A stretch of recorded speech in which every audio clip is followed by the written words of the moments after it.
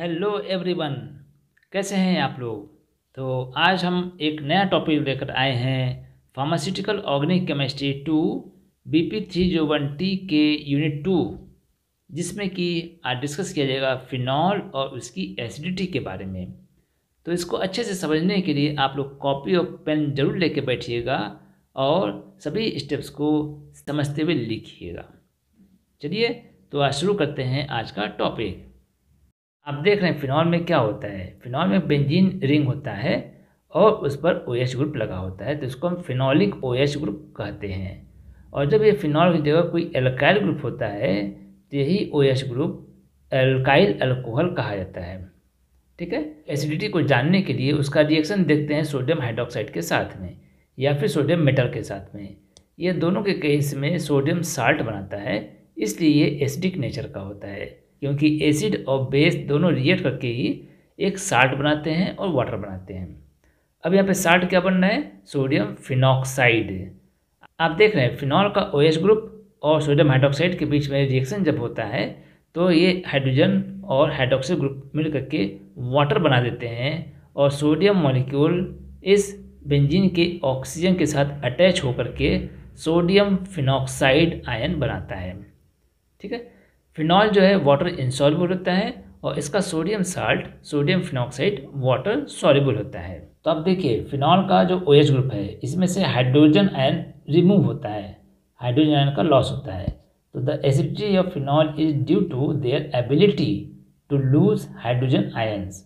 इसको हम प्रोटॉन से भी रेफर करते हैं जो कि H+ से शो करते हैं, और ये हाइड्रोजन आयन को रिमूव करके फिनॉक्साइड आयन बनाता है। ठीक है।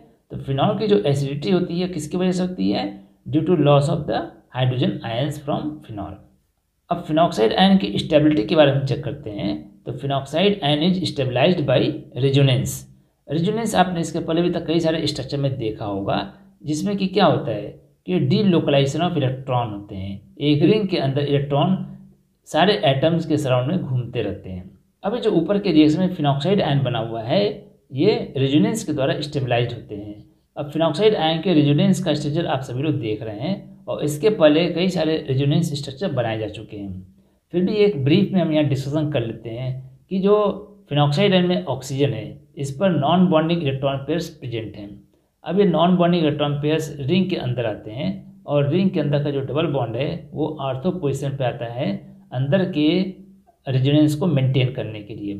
तो सेकेंड स्ट्रक्चर में आप देख रहे हैं कि जहाँ पर ये कार्बन और ऑक्सीजन के बीच में सिंगल बॉन्ड था अब यहाँ पर ये डबल बॉन्ड हो गया है, और जो रिंग के अंदर डबल बॉन्ड था कार्बन कार्बन के बीच में अब यहाँ पर सिंगल बॉन्ड आ गया है। ये कार्बन कार्बन के बीच में डबल बॉन्ड है, यहाँ पर ये सिंगल बॉन्ड हो गया है और lone pair of electron ortho position पे दिख रहा है। अब ये इलेक्ट्रॉन का मूवमेंट रिंग के अंदर और रिंग के अंदर डबल बॉन्ड का इलेक्ट्रॉन बाहर की तरफ पैरा पोजिशन पे होता है, जो कि रोटेट होते हुए ओवरऑल यहाँ पर फिर से आर्थो पोजिशन में पहुँच जाता है। और हाइब्रिड स्ट्रक्चर में अगर हम देखें जो लास्ट का स्ट्रक्चर बनता है इसमें हम देख रहे हैं कि ऑक्सीजन के साथ में सिंगल बॉन्ड आ गया। अब यहाँ पर जो सिंगल बॉन्ड है यहाँ पर देखिए पहले डबल बॉन्ड था, यहाँ पर जो डबल बॉन्ड है वो यहाँ पर सिंगल बॉन्ड है, यहाँ पर जो डबल बॉन्ड है यहाँ पर सिंगल बॉन्ड था। इसका मतलब तीनों बॉन्ड का लोकेशन चेंज हो गया है आफ्टर रेजोनेंस। तो इस तरीके से अंदर डीलोकलाइजेशन होने की वजह से ये रेजोनेंस स्टेबलाइज्ड स्ट्रक्चर बनता है। Means in resonance there is the delocalisation of negative charge that is electron. अब एसिडिटी पे डिफरेंट सब्स्टिट्यूएंट्स के डिफरेंट इफेक्ट होते हैं। तो यहाँ पर हम जानते हैं कि दो तरह के इफेक्ट होते हैं। पहला इफेक्ट होता है इलेक्ट्रॉन विड्रॉइंग ग्रुप्स के कारण, जिसमें कि एसिडिटी इंक्रीज हो जाती है, और दूसरा इफेक्ट होता है इलेक्ट्रॉन रिलीजिंग ग्रुप्स के कारण, जिसके कारण से एसिडिटी डिक्रीज हो जाती है। तो इलेक्ट्रॉन विड्रॉइंग ग्रुप्स में क्या होता है, इसमें कुछ एग्जाम्पल्स होते हैं जैसे chlorine, nitro group, cyano group, aldehyde, carboxy group. ये ग्रुप्स क्या करते हैं, these groups disperse the negative charge of phenoxide ion through resonance. इसका मतलब क्या हुआ, ये जो इलेक्ट्रॉन विड्रॉइंग ग्रुप्स हैं ये फिनॉक्साइड आयन पर नेगेटिव चार्ज को डिस्पर्स कर देते हैं, स्कैटर्ड कर देते हैं। मतलब कि वहाँ पर नेगेटिव चार्ज सेंटर्ड नहीं होता है। एग्जाम्पल देखते हैं हम, यहाँ पर क्या है, para nitrophenol. Electron withdrawing group क्या था इसमें, chlorine, nitro, cyano, aldehyde, carboxy group. इसमें से हमने एक नाइट्रो ग्रुप को यहाँ पर फिनॉल के पैरा पोजीशन पे अटैच किया हुआ है, तो ये पैरा नाइट्रोफिनॉल बन गया। अब एक्वस मीडियम में जब हम इसको देखते हैं तो ये फिनॉक्साइड आयन बनता है। कौन सा फिनॉक्साइड आयन बनता है, पैरा नाइट्रोफिनॉक्साइड आयन, और हाइड्रोजन रिमूव होता है। यहाँ भी वही रेजोनेंस स्टेबलाइज स्ट्रक्चर में बनाना है, ठीक है ना। तो पैरा नाइट्रोफिनॉल का रेजोनेंस स्टेबलाइज स्ट्रक्चर आपके सामने ये 6 फॉर्म में बना हुआ है। तो यहाँ पे देखिए फिनॉक्साइड आयन में इसके पहले बताया गया था कि ऑक्सीजन पे जो नॉन बॉन्डिंग इलेक्ट्रॉन है वो ऑक्सीजन और कार्बन के बीच में अटैच होता है, और इसमें रेजोनेंस को मेंटेन करने के लिए, रेजोनेंस को स्टेबलाइज करने के लिए जो अंदर का ये कार्बन कार्बन के बीच में डबल बॉन्ड है, यहाँ से इलेक्ट्रॉन शिफ्ट होकर के इस आर्थो पोजीशन पे आता है, ठीक है।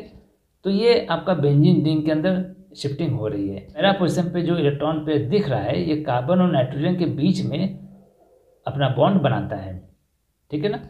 तो अब जब ये बॉन्ड बनाता है तो आप देख रहे हैं कि यहाँ पर सिंगल बॉन्ड था और यहाँ पर डबल बॉन्ड आ गया है। और जब ये कार्बन नाइट्रोजन के बीच में डबल बॉन्ड बनता है तो नाइट्रोजन की भी बैलेंसी मेंटेन करनी है, तो नाइट्रोजन ऑक्सीजन के बीच में जो डबल बॉन्ड था वो यहाँ पर ऑक्सीजन पे शिफ्ट हो जाता है, ठीक है ना। तो नेक्स्ट स्टेप में इसी का रिवर्सल होता है और फिर कार्बन नाइट्रोजन के डबल बॉन्ड से इलेक्ट्रॉन रिंग के अंदर जाता है और रिंग में जो डबल बॉन्ड था वो आर्थो पोजीशन पे आ जाता है। तो इस तरीके से ये रेजोनेंस होते हुए ऑक्सीजन तक इफेक्ट जाता है, जो कि ओवरऑल फिनॉक्साइड आयन पर इसका इफेक्ट पड़ता है। रेजोनेंस स्ट्रक्चर को देखने से क्या लग रहा है कि यहाँ पर जो नाइट्रो ग्रुप है ये किस तरह से फंक्शन कर रहा है, इलेक्ट्रॉन विड्रॉइंग ग्रुप, मतलब कि रिंग से इलेक्ट्रॉन को अपने तरफ पुल कर रहा है, रिंग से इलेक्ट्रॉन को अपने तक खींच रहा है, इलेक्ट्रॉन को विड्रॉ कर रहा है। तो जब ये इलेक्ट्रॉन को विड्रॉ करेगा तो फिनॉक्साइड आयन पे भी इलेक्ट्रॉन की डेंसिटी कम हो जाएगी, और जब यहाँ पर इलेक्ट्रॉन की डेंसिटी कम हो जाएगी मतलब कि डिस्पर्स कर देगा, तो ये जो हाइड्रोजन आयन है ये बहुत ही इजीली रिलीज हो जाएगा। मतलब कि पैरा नाइट्रोफिनॉल में जो OH ग्रुप अटैच है, ऑक्सीजन पर इलेक्ट्रॉन की डेंसिटी कम होने से इस हाइड्रोजन को बांध कर रखने की जो कैपेबिलिटी है ऑक्सीजन की वो वीक हो जाएगी, कमज़ोर पड़ जाएगी, और हाइड्रोजन आयन बहुत ही इजीली रिलीज हो जाएगा। Thus it increases the acidity. So para-nitrophenol is more acidic than phenol. ठीक है। तो nitro group can inter into resonance with hydroxy group only from ortho and para positions but not from Meta position. तो आप कैसे इसको confirm करेंगे, क्योंकि हम देख रहे हैं आर्थो और पैरा पोजिशन पर ही इलेक्ट्रॉन की शिफ्टिंग हो रही है, वहीं पर इलेक्ट्रॉन की डेंसिटी अधिक हो रही है, मेटा पोजीशन पे कोई भी इफेक्ट नहीं हो रहा है। इसीलिए इसको कहा गया है कि nitro group only can inter into the resonance with hydroxy group from ortho and para positions but not from Meta positions. So Meta nitrophenol is less acidic then ortho and para nitrophenol, ठीक है। अब यहाँ पर देख रहे हैं आपके सामने एक नया एग्जाम्पल आया हुआ है 2,4,6 ट्राई नाइट्रोफिनॉल। इसका कॉमन नेम है पिक्रिक एसिड। अगर हम स्ट्रक्चर इसका देखें तो ये तो फिनॉलिक OH हो गया, फिनॉल के साथ में आर्थो और पैरा पोजीशन पे नाइट्रो ग्रुप अटैच है, मतलब कि 3 पोजीशंस पर नाइट्रो ग्रुप हैं, इसलिए इसको हम क्या बोले ट्राई नाइट्रो, और पोजीशन क्या हो गया 2, 4, 6, ठीक है।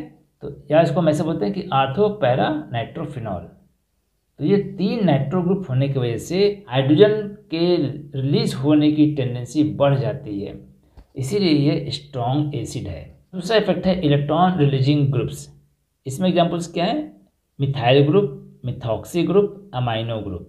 These groups intensify the negative charge on phenoxide ion, मतलब कि फिनॉक्साइड आयन पर ये नेगेटिव चार्ज को इंटेंस कर देते हैं, इलेक्ट्रॉन रिच सेंटर बना देते हैं, और क्या करते हैं एंड इनहिबिट द डीलोकलाइजेशन, मतलब कि एक पर्टिकुलर एटम के सराउंडिंग्स में जब इलेक्ट्रॉन या नेगेटिव चार्ज इंटेंस हो जाता है तो डीलोकलाइजेशन प्रोसेस नहीं होता है। डीलोकलाइजेशन का मतलब क्या होता है, रिंग के अंदर इलेक्ट्रॉन का सभी कार्बन एटम के सराउंडिंग्स में मूवमेंट, रिंग के अंदर ये जो पाई बॉन्ड है, पाई इलेक्ट्रॉन है, इनका मूवमेंट हो रहा है। तो आप देख रहे होंगे कि डबल बॉन्ड और सिंगल बॉन्ड के पोजीशन चेंज हो रहे हैं, तो बॉन्ड के पोजीशन को चेंज होने का मतलब ये शो करता है कि रिंग के अंदर डीलोकलाइजेशन हो रहा है। तो यहाँ पर क्या हो रहा है, इलेक्ट्रॉन रिलीजिंग ग्रुप डीलोकलाइजेशन को इनहिबिट करता है, जिससे कि फिनॉक्साइड आयन डीस्टेबलाइज हो जाता है और एसिडिटी इसकी डिक्रीज हो जाती है। It results in decreasing it's acidity. These groups inhibit the release of lone pair of electrons of oxygen of hydroxyl group and hence resonance will be blocked। मतलब कि अगर यहाँ पर कोई इलेक्ट्रॉन रिलीजिंग ग्रुप ऐड होता है तो ring के अंदर इलेक्ट्रॉन भेजेगा, जिसका रिजल्ट क्या होगा, ऑक्सीजन पे इलेक्ट्रॉन की डेंसिटी बढ़ जाएगी और ऑक्सीजन से इलेक्ट्रॉन के मूवमेंट नहीं होने से इस हाइड्रोजन आयन का जो इसके साथ में हाइड्रोजन अटैच है ये भी जल्दी से रिलीज नहीं होगा। Hence resonance will be blocked. It leads destabilization of phenol और फिनॉक्साइड आयन। एग्जाम्पल देख रहे हैं, paracresol is less acidic than phenol. तो ये फिनॉल का स्ट्रक्चर है। फिनॉक्साइड आयन के बारे में अभी आपने पहले पढ़ा है। अब पैराक्रिसॉल में देखते हैं क्या होता है। क्रिसॉल बोला गया है, क्रिसॉल में क्या होता है, फिनॉल में मिथाइल ग्रुप अटैच होता है और जब मिथाइल ग्रुप पैरा पोजीशन पर अटैच है तो इसको बोलते हैं पैराक्रिसॉल। ये इलेक्ट्रॉन रिलीजिंग ग्रुप है। एरो से दिख रहा है आपको कि इलेक्ट्रॉन रिलीजिंग ग्रुप इलेक्ट्रॉन को रिंग के अंदर भेज रहा है और रिंग से इलेक्ट्रॉन ऑक्सीजन पे जा रहा है, जिसकी वजह से यहाँ पर इलेक्ट्रॉन रिच सेंटर बन रहा है। इलेक्ट्रॉन की इंटेंसिटी बढ़ जा रही है यहाँ पर और ओवरऑल नेगेटिव चार्ज दिख रहा है। तो इलेक्ट्रॉन की इंटेंसिटी बढ़ने से हाइड्रोजन का मूवमेंट यहाँ पर ब्लॉक हो जा रहा है। इस वजह से इसकी एसिडिटी को ये डिक्रीज कर देता है। ओवरऑल कुछ रिलेटिव एसिड स्ट्रेंथ दिए गए हैं कुछ फिनॉल्स के। तो इसमें एग्जाम्पल देख रहे होंगे आप, 2,4,6 ट्राई नाइट्रोफिनॉल। 3 नाइट्रो ग्रुप हैं और पोजीशन 2,4,6। सेकेंड एग्जाम्पल है पैरा नाइट्रोफिनॉल। फिनॉल के पैरा पोजीशन पे नाइट्रो ग्रुप है तो पैरा नाइट्रोफिनॉल हो गया। सेम उसी तरीके से यहाँ पर क्लोरीन है पैरा पोजीशन पे तो उसको पैरा क्लोरोफिनॉल बोलते हैं। यहाँ पर फिनॉल आ गया। अब यहाँ पर इलेक्ट्रॉन रिलीजिंग ग्रुप्स के एग्जाम्पल आ गए। एक में मिथाइल ग्रुप ऐड है तो उसको बोलते हैं पैराक्रिसॉल और दूसरे में मिथॉक्सी ग्रुप ऐड है OCH3 तो इसको बोलते हैं पैरा मिथॉक्सीफिनॉल। तो ये आपका फिनॉल हो गया। और फिनॉल के राइट हैंड साइड में इलेक्ट्रॉन रिलीजिंग ग्रुप और फिनॉल के लेफ्ट हैंड साइड में इलेक्ट्रॉन विथड्रॉइंग ग्रुप अटैच है। तो ये इलेक्ट्रॉन विथड्रॉइंग ग्रुप्स क्या शो करते हैं कि इनकी एसिडिटी को बढ़ा देते हैं इन कंपेरिजन फिनॉल। और ये इलेक्ट्रॉन रिलीजिंग ग्रुप्स क्या कर रहे हैं, ये फिनॉल के कंपेरिजन में इनकी एसिडिटी को कम कर देते हैं। ठीक है, तो ये था आज का topic, acidity of phenol and effect of substituents on acidity. तो उम्मीद करते हैं कि आज का ये टॉपिक आपको अच्छे से समझ में आ गया होगा। अगर वीडियो अच्छी लगी हो तो लाइक व शेयर जरूर कर दीजिएगा और चैनल पर पहली बार आए हैं तो सब्सक्राइब भी कर लीजिएगा। तो नेक्स्ट टॉपिक के साथ हम अगले वीडियो में मिलते हैं। Thank you.